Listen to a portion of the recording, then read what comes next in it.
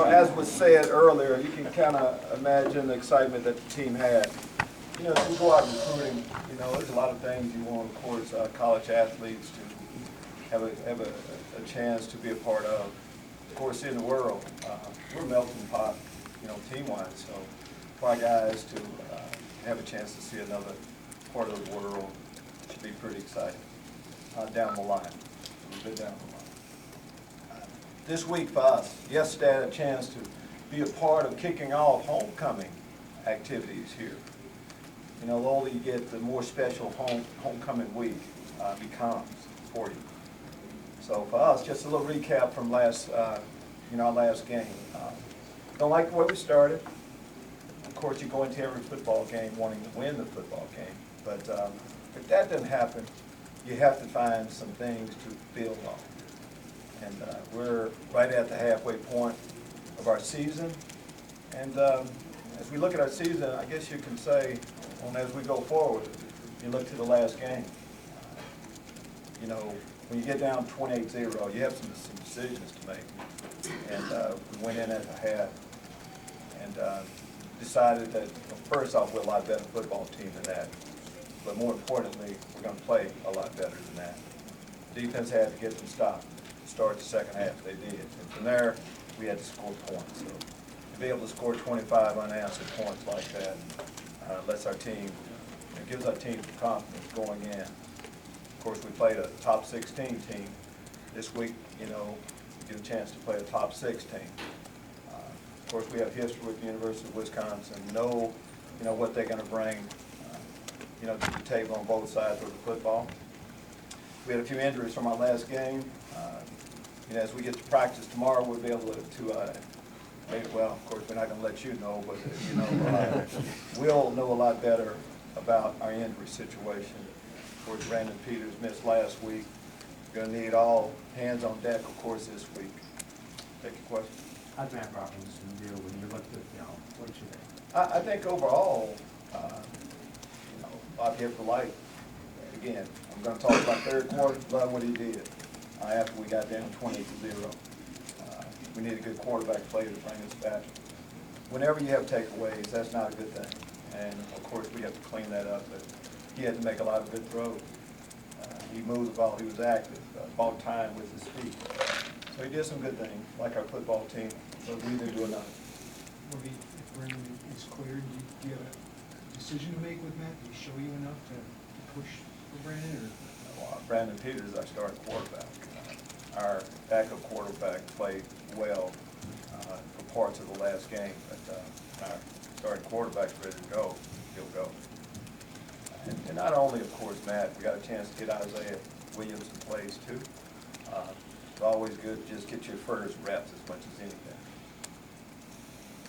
Okay, what do you guys need to do to maybe avoid that slow start in the first half, or just these quarters or drives that keep just not playing indicative of what you guys think you are? Well, I'd like to give you an answer, straight answer right now, but that's what you keep trying to figure out as much as anything. Believe me, we had a good week of practice. I felt like we knew who was coming into town.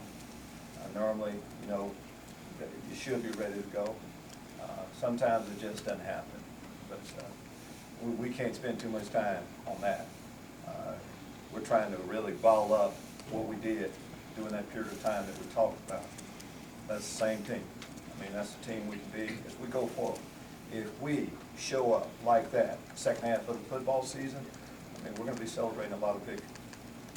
Lovie, as a defensive coach yourself, how has Wisconsin been able to, they've got 4 shutouts in 6 games. They must be doing something awful right. What is it?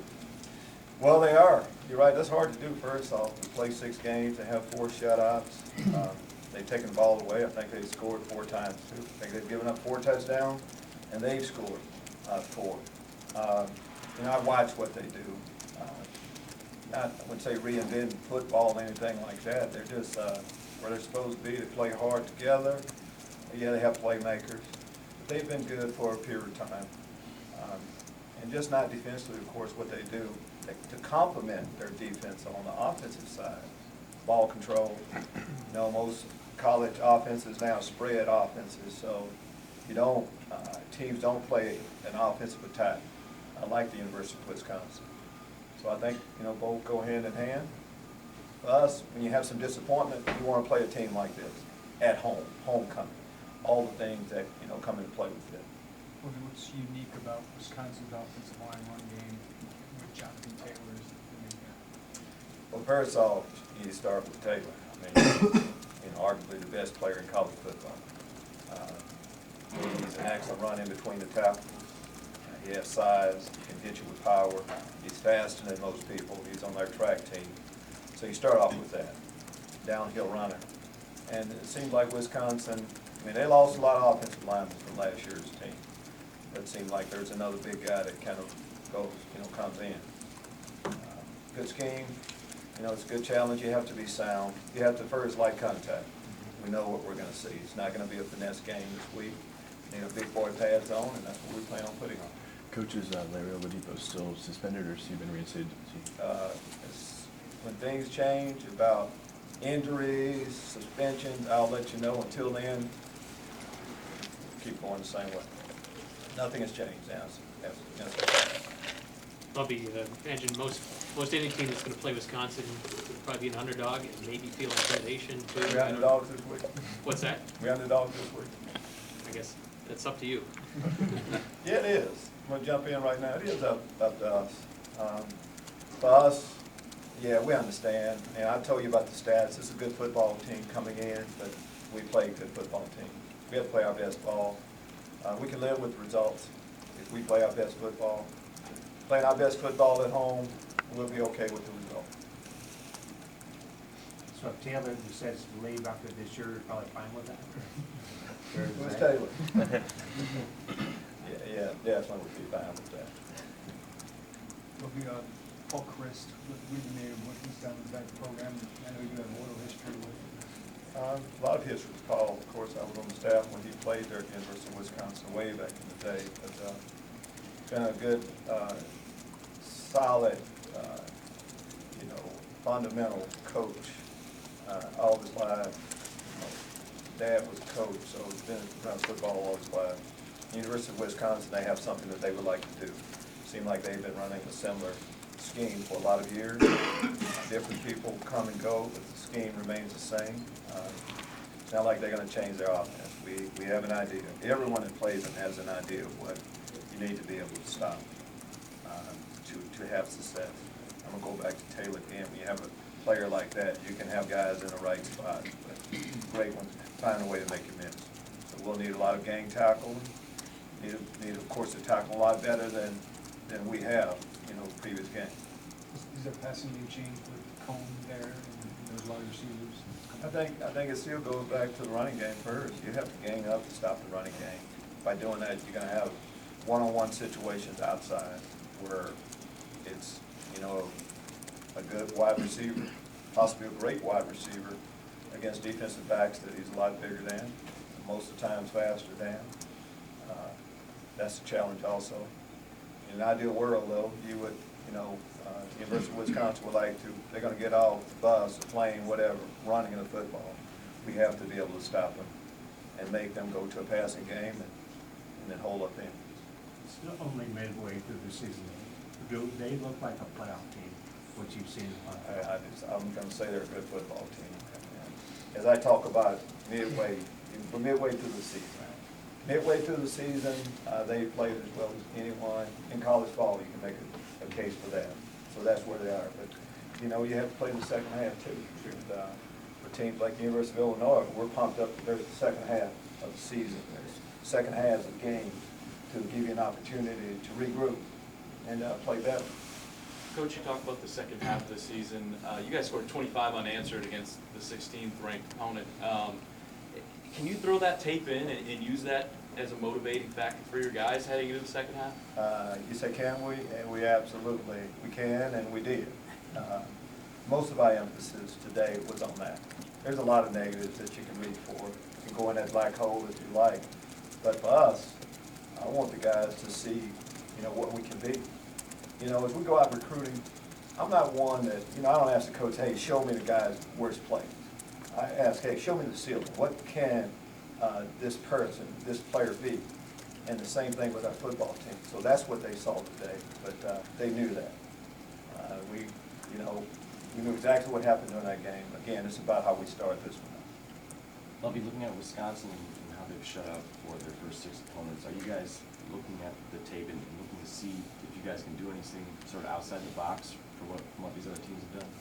We're going to try to do everything possible to have successful plays. Out of the box, what we've done, everything is on the table. That's the case always. You look at an opponent, see what has happened, see what teams have had, what type of success teams have had. And believe me, teams have had some success and been able to maintain that success. The team up north played them fairly well. So there's some things that we've seen that other people have done that's given them a little bit of trouble. Hopefully we'll figure that out more than not. Coach, how does the impact of Stanley Green help in your run game? Because he's a safety that always loves to fly out. Should have talked about it. And, Kevin's been talking overall as a team, but there were some guys that played pretty good ball. We missed Stanley Green. He's been out for a period of time. That was his type of game. Stanley Green is an impact player, tough, physical football player, and we saw that throughout. Calls a couple of, couple of takeaways. We had calls a couple of fumbles, which is good. We'll need that from him. Sidney Brown, of course, getting more reps with him. But the guy that defensively that is seemed like every week, Jake Hansen, got outstanding stats. His stats he has stats as good as any linebacker. Talk about as far as causing fumbles, recovering fumbles, interceptions, sacks. He's a big play guy that plays as hard as anyone. You mentioned Saturday that it didn't necessarily change anything to have a better third quarter defensively, but looking back at the film, did you notice some things that were maybe different or better that allowed you to play better? No, it does matter though. I'm talking overall with the record it does, but just talk offensively. As I said, we had to score points. We scored 25 points, and that was running the football. It was a pretty good balanced run. Offensive line blocked at it. Receivers made plays. Josh Davis seemed like we were giving him the ball more. So there's some things that individually throughout on both sides of the football that we're able to do without just identifying every one. But there's a lot of things that had to fall into place, and they did. Well, you mentioned Isaiah Williams early. Obviously, the injuries kind of set him back a little bit. But what do those games mean? How much these reps mean for him? What do you think of his development? When you're a freshman, there's no substitute for experience, and he was able to get that against an opponent. We're playing a great defense this week. But last week, that was a great defense coming in. That defense hadn't given up an awful lot. So for Isaiah to just have that. And we got a chance to see him run around a little bit, move his, use his legs. There's some moments that we saw, but it has to help him as we go down the line. But does it concern you at all that the run game hasn't matched the level it was able to last season? It's coming. If you just look at the first half, we've identified that too. I'm just anxious, what I got from the last game, I'm anxious to see how we finish this second half as much as anything. How we come out, it's a big game for our program against a great opponent. Of course, we know we're definitely underdogs. That should bring out the best in us. And I'm anxious to see what our best looks like. Have you been to Ireland? No, I have not. My wife has. And there are a lot of course, she's from Chicago. As was mentioned early on, there are a lot of people in Chicago that claim to have some Irish heritage, I would say. She's one of them. I have not. Looking forward to it. What was the room like when it was announced this morning? We've had, it seemed like a lot of special moments with our football team that brought a roar. Of course, the facility, moving into it, brought a roar. Today, similar situation. For college guys, they're excited about that. They understand what this trip means. This trip means as much as anything. So for the young guys, of course, they were really excited. For some of the older guys, Hanson, Dele Harding, just like Nick Albredi last year, didn't get a chance to go into the building, but they know it's a process and somebody's benefiting for it. everything that's been done. James McCoy, Lovie, James McCord, I found out, we recruited, the staff before recruited James from down in Florida. I didn't know that about him. So he was pretty excited, to say the least, about it. Anything else for Coach? Thank you very much. Thanks, Coach. All right,